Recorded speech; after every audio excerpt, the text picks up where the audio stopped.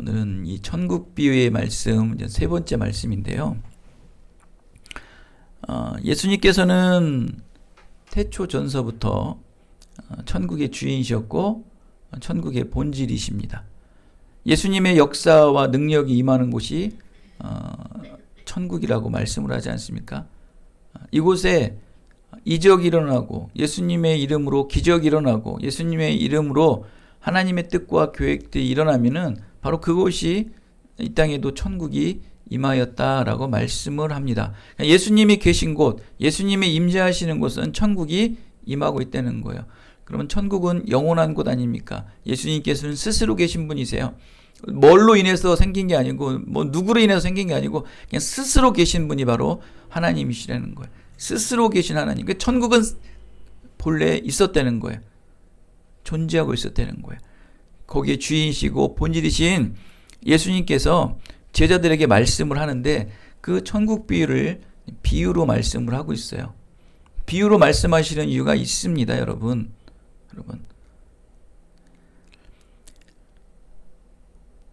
이 비유의 말씀하는데 오늘 겨자씨 비유와 누룩의 비유 이 두 가지 비유로 말씀을 하고 있어요.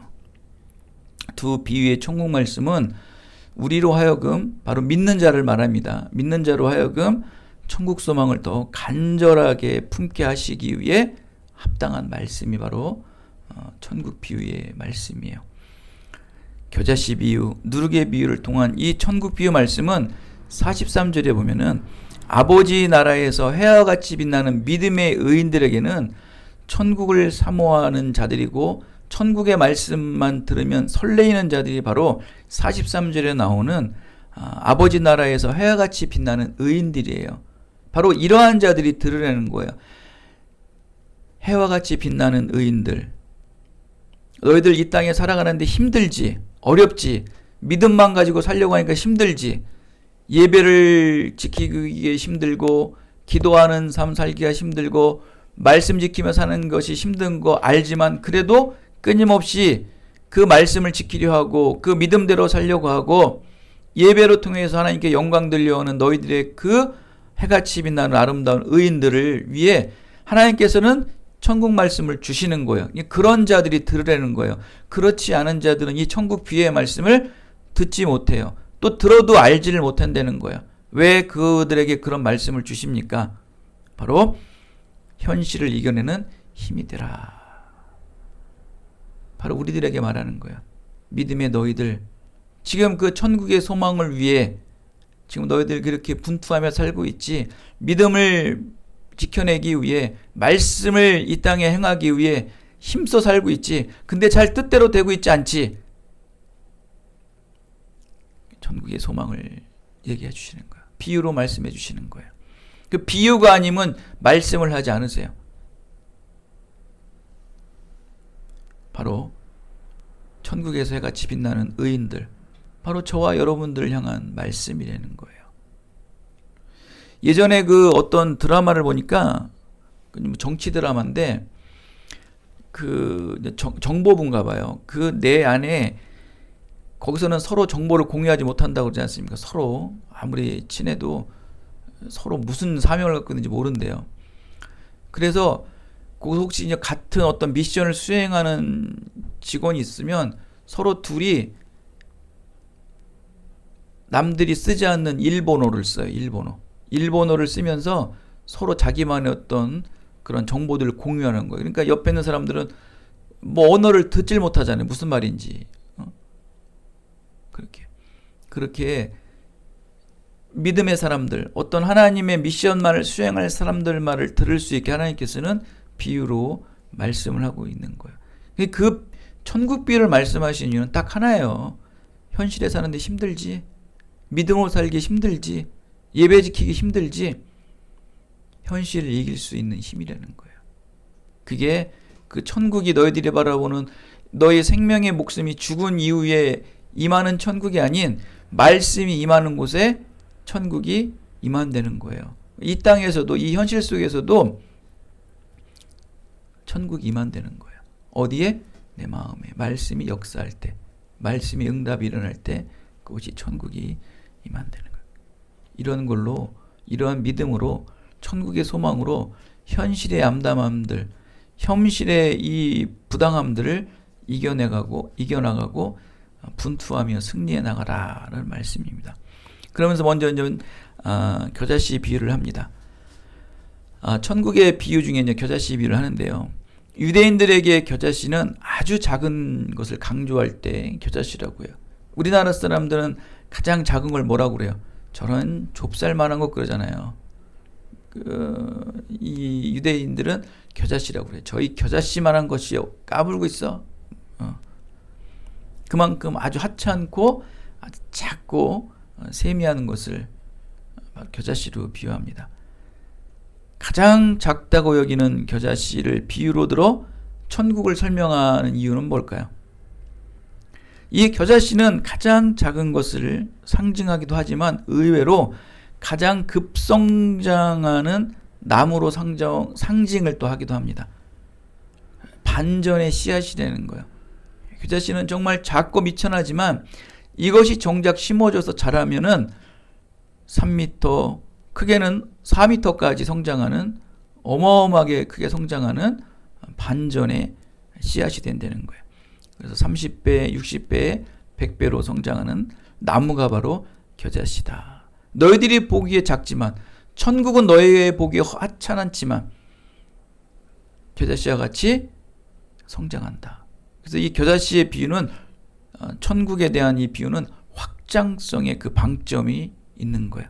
모든 씨보다도 극히 더 작은 것을 선택하셔서 하나님께서는 반전의 역사를 이루신다. 이게 하나님의 방법이에요. 천국의 주인이시며 본질이신 예수님의 시작은 보기에 너무나 아주 미비합니다.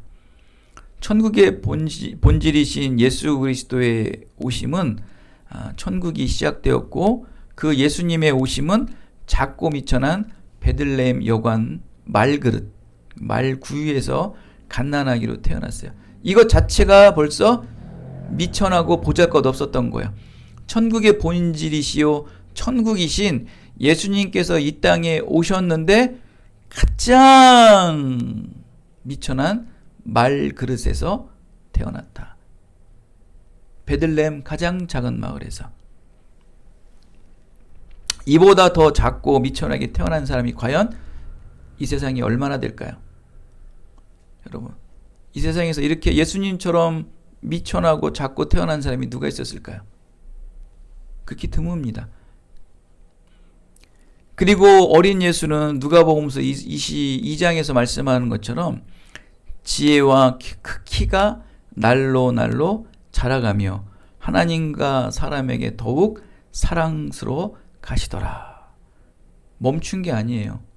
비록 변방에 있고 작은 곳에 있고 누구도 알아주지 않지만 그의 마음의 지혜와 육신은 마치 겨자씨가 자라나듯이 계속 자라나고 있었다. 날로 자라나더라. 결국 이 예수님의 이 마음과 지혜와 육신이 자라나서 전 세계와 온 인류를 뒤덮는 복음의 십자가의 은혜가 임하지 않습니까? 여러분, 갈릴리 지방 이 도시, 이 가버나움 나사렛이라는 뜻은요, 나사렛이라고 많이 여러분 말하지 않습니까? 나사렛 예수 그러잖아요. 예수 앞에 나사렛이 붙잖아요. 여러분, 이 나사렛이라는 것은 새싹의 새순이에요, 새순. 여러분, 어떤 싹이 나게 요만하게 이렇게 몽우리 하나 지잖아요. 그죠? 그거를 새순. 그 새순을 나사렛이라는 뜻이에요. 그만큼 미천하고 아직 펴보지도 못하는 아주 작은 동네, 바로 나사렛에서 온 세계에 복음을 전하는 예수 그리스도가 온 인류, 이전에도 계셨고 앞으로도 계실 수많은 믿음의 인류를 구원하시기 위해 오신 분이 바로 그 새순같이 아주 나약하고 연약한 나사렛에서 시작하셨다는 거예요. 그 나사렛에서 시작해서 이전에 태어났던 자들, 또 현재 사는 자들, 또 앞으로 태어날 모든 자들이 복음의 구원에 이르게 된다. 이거 어마어마한 일이죠. 이전에도 계셨고 지금도 계셨고 앞으로도 계셨고. 여러분 세상의 모든 역사가 과거와 현재와 미래를 아우르는 역사가 어디 있습니까? 미래를 지향하고 미래에 앞으로 일어날 마저도 이루어질 역사를 이루신 분이 누가 있냐는 거예요. 어떤 믿음의 위인도 그런 사람 없어요. 또 어떠한 이 땅의 인물들도 그런 사람 없어요. 오직 예수님만 하시는 거예요. 그가 바로 새순 나사렛, 아주 작은 새순에서 시작됐다는 거예요. 예수님을 따르던 제자들도 한 줌 티끌에 불과한 물이었죠. 이름도 없고 보잘것없는 자들이었어요. 예수님께서 이 땅에 계실 당시에는 예수님의 영향력은 정말 겨자씨처럼 보잘것없었습니다. 그러나 겨자씨 하나가 큰 나무로 자라듯이 예수님께 선포하시고 치유하신 이 복음의 영향력은 전 세계와 전 세대에 걸쳐 이루 말할 수 없는 엄청난 폭발력으로 크게 성장하고 확장하게 될 것이기에 예수님께서는 겨자씨를 비유로 말씀하셨다는 거예요. 여러분 현재 암담하시죠? 교회를 오십시오. 또 오늘 뭐 여러 가지 일 때문에 오질 못하셨는데 뭐 아까 10시에 왔다 가셨더라고 김미연 입사님은.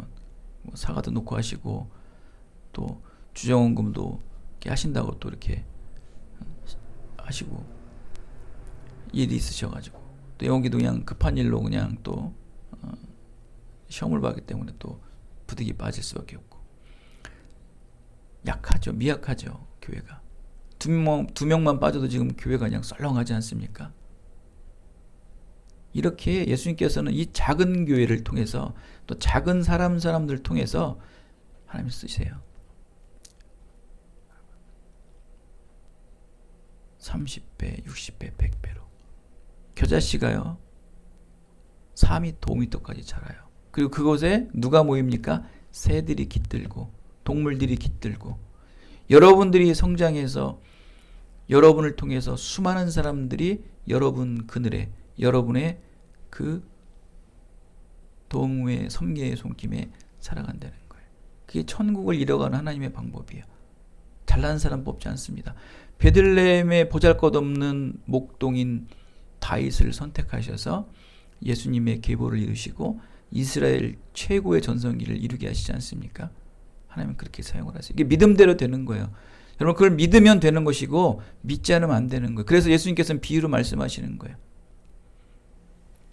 기독교 선교의 선진국인 미국 교회는 오늘날에도 세계 선교를 주도할 만큼 엄청난 인적 자원과 물적 자원의 보고가 바로 미국 교회입니다. 뭐 우리나라도 지금 미국 교회 견줄 만한 뭐 세계의 선교의 대국이 됐다는데 미국만큼은 따라가지 못하고 있어요. 인프라가 잘 구축되어 있고 원체 밑거름이 잘 되어 있기 때문에 미국은 따라가지 못하고 있습니다. 그런데 여러분 미국 이 선교의 출발은 미비했다는 것을 여러분 아십니까? 210년 전 1806년 뉴 잉글랜드 윌리엄스 칼리지를 다니던 5명의 대학생이 건초더미에서 기도회 모임을 했던 이 건초더미 기도회가 미국 선교의 도화선이었고 시작점이 됐던 거예요. 그들의 기도가 결국 선교운동을 미국에 일으켰고요. 그 선교운동에 동반돼서 언더우드, 아펜젤러 수많은 선교사들이 거기에 은혜를 받아 조선, 중국, 인도, 아시아 곳곳 세계 선교를 나갔던 거예요. 그들이 시작한 곳은 비가 오는 소나기를 피하려고 건초더미에 피했던 그들이 누구나 할 것 없이 그 비를 피하면서 몸을 이렇게 따뜻하게 달고 있는 그 상황에서 성령께서 강력한 응답을 주시는 거야. 기도해라. 너희들 이곳에서 기도하라. 세계 선교를 품고 기도하라. 그들은 속으로 그랬겠죠. 이성과 믿음이 막 부딪혔을 거예요. 하나님, 우리 같이 보잘것없는 이곳에서 그것도 이런 건초더미에서 우리가 이런 기도를 한다고 뭐 세계 선교가 일어나겠습니까? 그러나 성령이 주시는 그 5명의 청년들에게 그 마음을 주시고 하나 되어서 그것을 기도가 시작되었어요. 그 기도는 정기화가 되었고 또 그 기도가 퍼져서 선교운동의 도화선, 불씨가 돼서 결국 어마어마한 복음 선교가 일어나 우리나라에까지 영향이 미치고 여러분들도 그 선교운동의 영향력의 후예들이에요, 여러분. 저도 마찬가지고. 이렇게 천국은 소리 없이 세상에 들어와 30배, 60배, 100배로 엄청나게 성장을 합니다. 지금 우리가 전하는 복음과 또 하나님 나라는 사람들이 보기에, 세상이 보기에 하찮아 보이겠죠. 결국 이 세상을 뒤흔들어 놓게 될 것임을 믿으셔야 되는 거예요, 여러분. 우리의 보기는 연약해요. 미비해요. 당시 예수님의 제자들이나 또 예수님이나 또 기쁜 누리교회 현재의 복음사역이나 여러분들의 현재의 상태나 누가 봐도 보잘것없겠죠. 야, 그런 교회가 되겠어? 그런 사람이 되겠어? 그러나 점점 자라나 온 세계를 품고 온 인류와 온 우주를 품게 되는 복의 근원이 되셔서 복의 지경을 넓히시기를 예수 그리스도의 이름으로 축원드리겠습니다. 이어서 누룩 비유입니다. 예수님은 천국을 누룩으로 비유하십니다. 33절에 말씀하죠. 또 비유로 말씀하시되 천국은 마치 여자가 가루 서말 속에 갖다 넣어 전부 부풀게 한 누룩과 같으니라. 여러분, 누룩은 빵을 만들 때 사용하는 재료예요. 누룩은요, 아주 적은 양으로도 이 밀가루를 이렇게 부풀립니다. 별다른 것 없어요. 그냥 반죽할 때 그냥 누룩가루를 좀 넣으면 되는 거예요. 근데 그 크기가 엄청난 크기로 부풀어진다는 거예요. 이게 천국은 사람들이 느끼지 못하는 사이에 온 세상에 널리 퍼진다. 누룩과 겨자씨의 비유는 확장성이에요. 전파성, 확장성. 여러분들이 하는 어떤 것들, 행함들, 믿음의 행함들, 여러분 지금은 드러나지 않아요. 그러나 그것이 보이지 않게 확장한다는 거예요. 누룩도 여러분, 누룩을 뿌려놓고 당장 부풉니까? 하루 정도 숙성을 하자요. 그런데 요 주먹만한 그 밀가루 반죽이 그 다음날 일어나면 어떻게 돼요? 이만해지죠? 그 누룩의 효과예요. 그렇게 여러분의 그 복음 전파가 누룩처럼 퍼진다는 거예요. 당시에는요, 빵을 누가 만드는지 아십니까? 바로 여자가 만들었어요. 반죽은 원래 남자가 해야 되는데 얼마나 힘든가 반죽하기가. 여자가 반죽을 합니다. 여자가 반죽하는 가루 서말, 지금 40리터라고 합니다. 40리터를 합니다. 그 속에 극소량의 누룩을 넣고 반죽하면 성인 150명 이상이 먹을 수 있는 양으로 부풀려진다는 거야. 여러분 보십시오. 하나님 나라의 일은 이렇게 미약하고 천대받고 인정받지 못하는 여자의 신분. 당시의 여자는 짐승만도 못한 취급을 받지 않았습니까? 인구조사를 할 때 여자는 들어가지 않습니다. 그렇게 천대받던 여자가 누룩을 반죽을 한다는 거예요. 이렇게 천국은 가장 인정받지 못하고 가장 천대받는 사람을 통해 하나님께서는 쓰신다. 그것도 가장 적은 누룩을 가지고, 그것도 가장 극소량의 적은 양으로 가장 미천한 여자를 통해 그 40리터의 반죽이 150명의 사람들을 먹인다. 그게 천국이래요. 여러분 미천하죠? 여러분 높아지고 싶죠? 누가 알아주지도 않죠? 어제도 우리 처남이 교회 좀 와서 차 마시고 가라 그랬더니 집 앞에까지 와서 교회 여기 앞에 아닙니까? 뭐 5분도 안 걸린 데서 매형 좀 보고 가, 차도 마시고. 기어코 하나요? 그렇게 말을 안 들어요. 아니 그 매형 몇 개월 만에 만나는데 차 마시고 가면 안 돼요? 그렇게 교회 오기가 힘든 거예요. 그만큼 여러분 어디 가서 복음을 전하고 예수 그리스도를 얘기하면 그게 효과가 있던가요? 없는 거예요, 여러분. 당연한 거예요, 여러분. 그러나 하나님께서는 그러한 자들에게 누룩과 같이, 겨자씨와 같이 확장시켜 주신다는 거예요. 거기에 쓰러지지 마십시오. 거기에 결코 넘어지시면 안 돼요.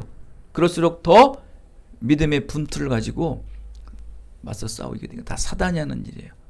사단은 끊임없이 천국을 확장하는 것을 막습니다. 넘어지시면 안 돼요.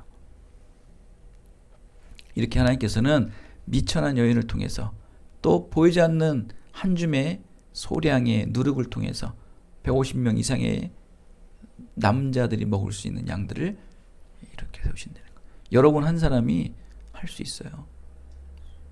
여러분 한 사람이 100명, 200명, 1000명을 전도하는 거예요.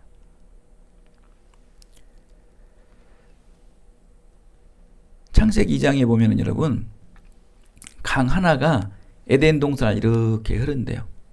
근데 이 강 하나가 에덴 동산을 이렇게 흐르며 에덴 동산 전체를 다 적신되는 거예요. 강 하나가. 어마어마한 위력이죠. 강 하나가 이렇게 에덴 동산을 쳐서 에덴 동산 전체를 그 강이 다 적신돼요. 그리고 그 강은 결국 나중에 가서 4개로 갈라진대요. 4개의 강으로 갈라진대요.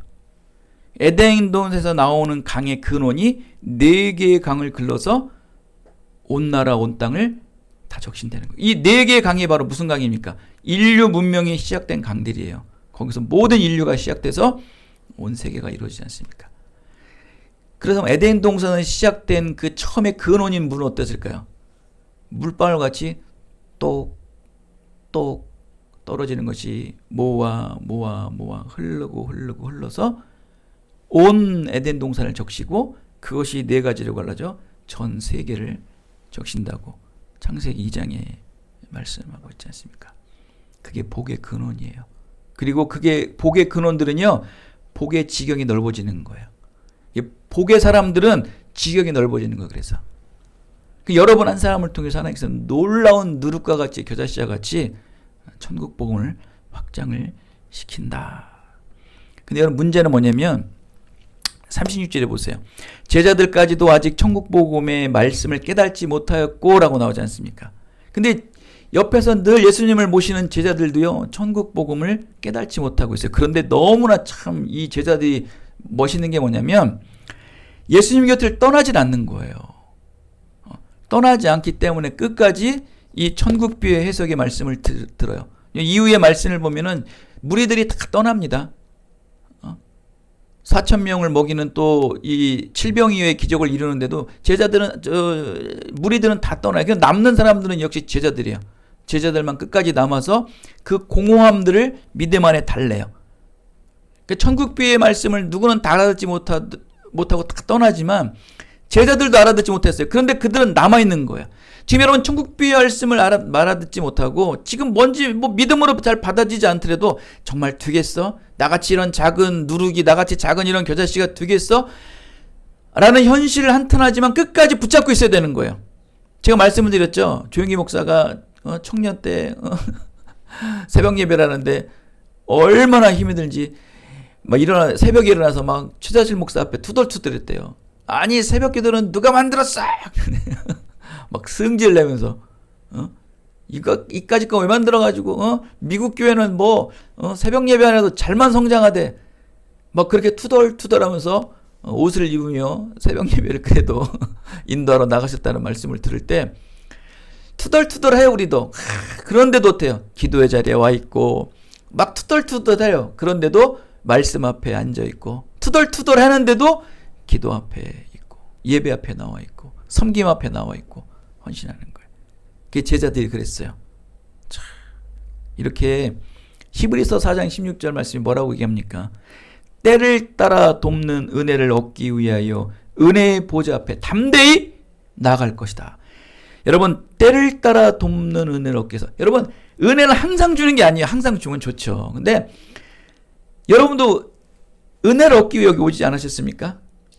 그 은혜 받을 때가 있어요. 근데 그 때가 언제인지 모르지만 그 때를 위해 오늘도 이 자리에 나와 있고 기도의 자리에 나와 있는 거예요. 때를 따라 돕는 은혜를 얻기 위해 여러분 이 자리에 나왔어요. 그러기에는 담대하게 예수 그리스도 보좌 앞으로 나가셔야 되는 거예요. 힘들고 어려운 거 아십니다. 저도 안 힘들겠습니까? 다 마찬가지예요. 천국의 은혜는 이미 주어졌습니다. 결국 그것을 우리가 빨리 믿음으로 취해야 되는 거예요. 여러분이 지금 주어진 모든 하나님의 그 겨자씨와 누룩들을 여러분 사용하지 못해서 그러는 거예요. 이걸 믿음으로 받으셔야 돼요. 믿음으로 여러분의 작은 여러분의 그 분량들, 미천한 분량들, 그것이 하나님이 주신 천국의 누룩이요 천국의 겨자씨로 믿고 취하세요. 그리고 그거를 마음껏 사용하세요. 30배, 60배, 100배로 확장시켜 주신다는 거예요. 그러면서 그 제자들은 그래요. 예수님, 그러면 가라지 비유 좀 해석해 주세요. 이 세상은 천국의 아들들과 악한 자 아들들이 뒤섞여 살아가는 밭인데 좀 해석 좀 해주세요. 여러분 창세기 18장에 보면은 하나님께서 아브라함에게 와서 소돔을 멸망시킨다고 말씀을 합니다. 그때 아브라함이 그래요. 소돔에 누가 살았어요? 조카 롯이 살았지 않습니까? 아브라함이 그러는 거예요. 하나님, 어떻게 악인과 의인을 함께 멸을 하십니까? 의인은 남겨놓으셔야죠. 하나님께서 그래요. 50명의 의인만 있으면 내가 살려주겠다. 45명의 의인만 있으면 내가 살려주겠다. 30명의 의인이 있으면 살려주겠다. 20명의 의인이 있으면 살려주겠다. 10명의 의인이 있으면 살려주겠다. 라는 말씀을 계속 전합니다. 그래도 하나님, 미안하고 죄송하지만 한 사람이면 안 될까요? 그럼 있으면 내가 살려주겠다. 그러나 결국 한 사람의 의인이 없었던 거예요. 있었으면 멸망되지 않았겠죠. 그때 창세기 18장 34절 어떤 말씀이냐면 아브라함이 하나님의 말씀을 인정하고 자기가 사는 곳으로 돌아가요. 더 이상 생떼를 피지 않아요. 이 땅엔 의인이 없구나. 한 사람의 의인이 없구나. 결국 소돔은 어떻게 됩니까? 멸망을 하죠. 멸망을 합니다. 여러분 이 롯이 의인이어서 여러분 그가 살아난 게 아니에요. 나중에 그가 천사를 만날 때 무슨 말을 하냐면 천사가 아브라함의 기도로 네가 살아난 거야 라고 그래요. 아브라함의 기도가 아니었으면 너를 구원하지도 않았다는 거예요. 의인이 없었던 거예요, 여러분. 결국 소돔은 유황불에 완전히 멸망을 받죠. 이 제자들도 마찬가지죠. 예수님, 어떻게 악인과 의인, 곡식과 가라지가 같이 자랍니까?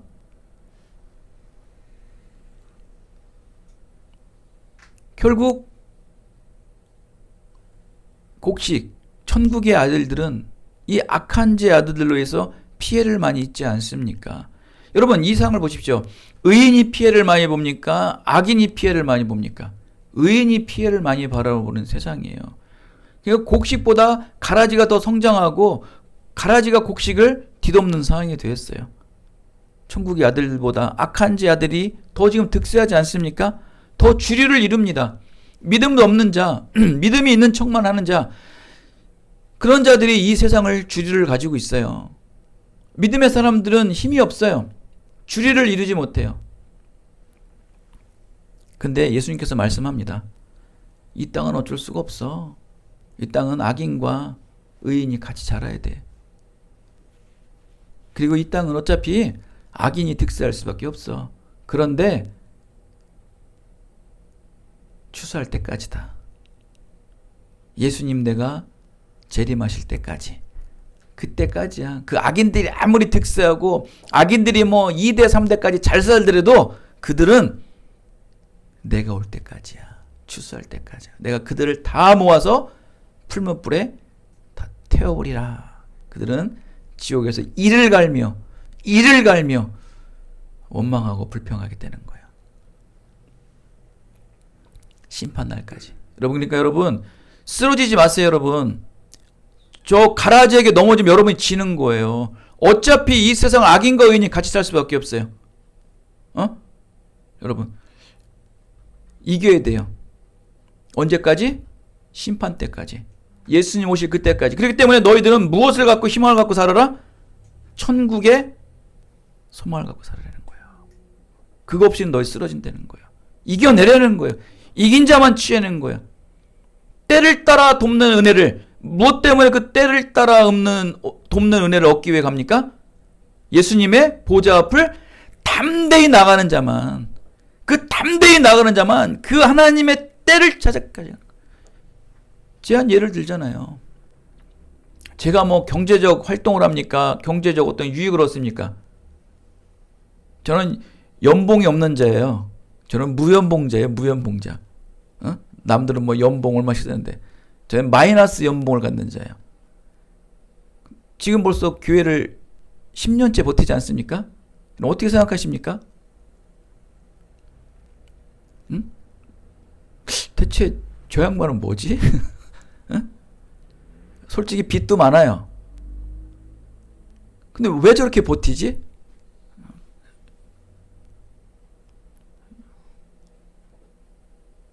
버텨야 돼요. 버텨요. 때를 따라 돕는 애. 때가 되면 아파트 값이 올라가지고 또 추가 대출을 받고 어?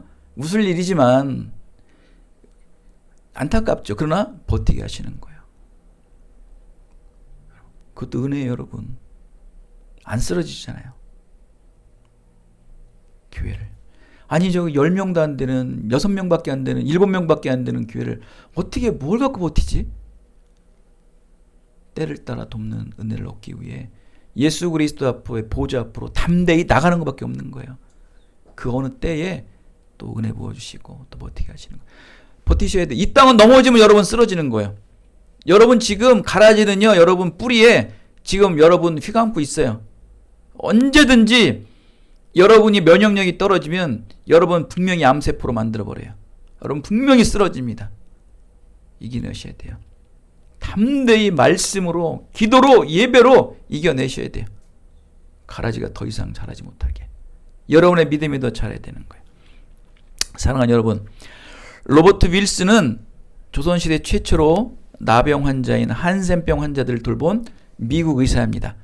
그는 1908년 장로교 선교사로 조선에 들어와 영산포라는 곳에 자리를 잡고 한센병 환자를 치료하기 시작했습니다. 그것이 바로 지금 여수. 미국 의대를 졸업한 이 촉망받는 의사였어요. 근데 그가 당시 알려지지도 않는 아시아, 그것도 아시아 중에서도 조선은 뭐 더 알려지지도 않았어요. 거기를 간다고 했을 때 이해도 못했고 지지하는 사람도 없었던 거예요. 고집대로 와가지고 너가 뭐 호되게 당해봐 하는 마음으로 보낸 거예요. 전라도 여수 바로 애향원에 그의 모든 인생을 올인합니다. 40년 동안 그 애향원에서요. 이 한센병이라는 거는 나병 환자예요. 이제는 나병 환자 엄청 많았대요. 예전에는.